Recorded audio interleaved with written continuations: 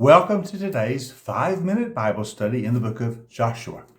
We're at the end of chapter 3 today. We're starting to read at verse 14, and we'll read through the end of chapter 3.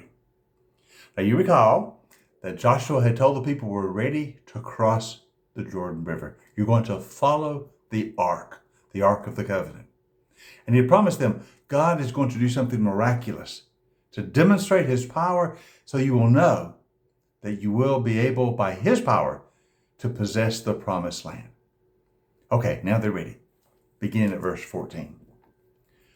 So the people broke camp in order to cross the Jordan. The priests were carrying the Ark of the Covenant ahead of them. Now the Jordan is at flood stage all during the harvest. Yet as soon as the priest who carried the ark reached the Jordan and their feet touched the edge of the water from upstream stopped flowing.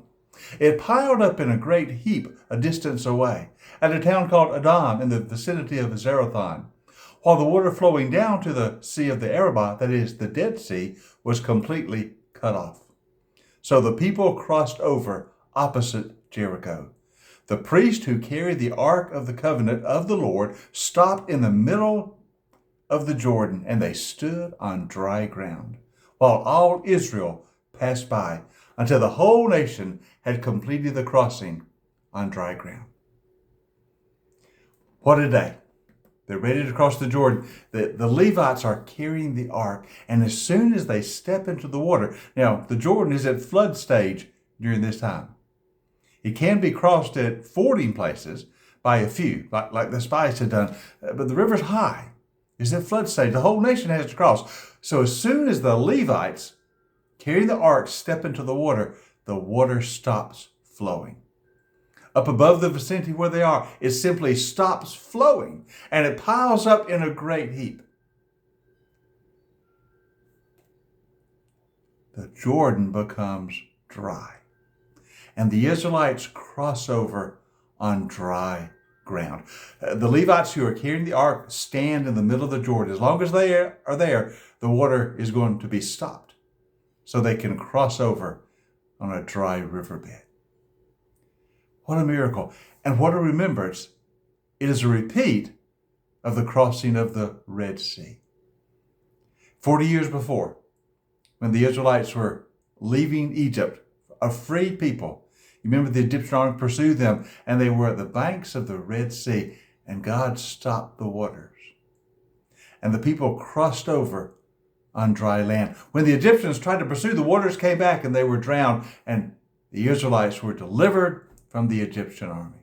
They crossed the Red Sea on dry land. And now, 40 years later, as the children of Israel are preparing to enter the promised land, they cross the Jordan River on dry ground.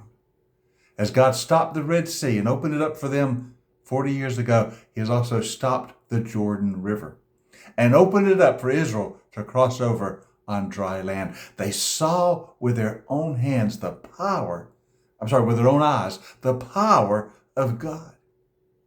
The same God who dried up the Red Sea that they might cross on dry land has now done the same to the Jordan River. The God who delivered you from Egypt and broke the back of the Egyptian empire and brought you out free, the same God is leading you into the promised land, and he will deliver Canaan into your hands. Listen, Egypt was the most powerful empire of the day. And if God could defeat them, and he did, there's no trouble defeating the Canaanites who are before you.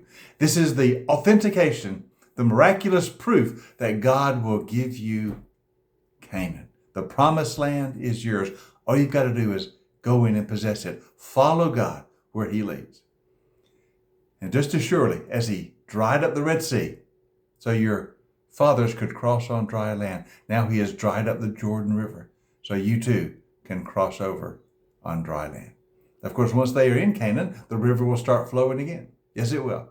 But the miracle has been done. They've seen the power of God with their own eyes.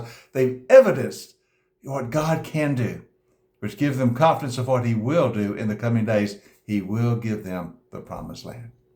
So what a marvelous day this was when they crossed the Jordan River, just as momentous as when they crossed the Red Sea so long ago.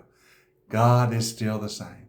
And God who brought you out of Egypt is now taking you into Canaan. He will give you the promised land. Trust in the Lord. On in tomorrow's session, we're beginning to look at chapter 4, what they do after they get into the promised land and how they begin to make preparations to take the first city, that is to take Jericho. So join us next time for our 5-minute Bible study in the book of Joshua.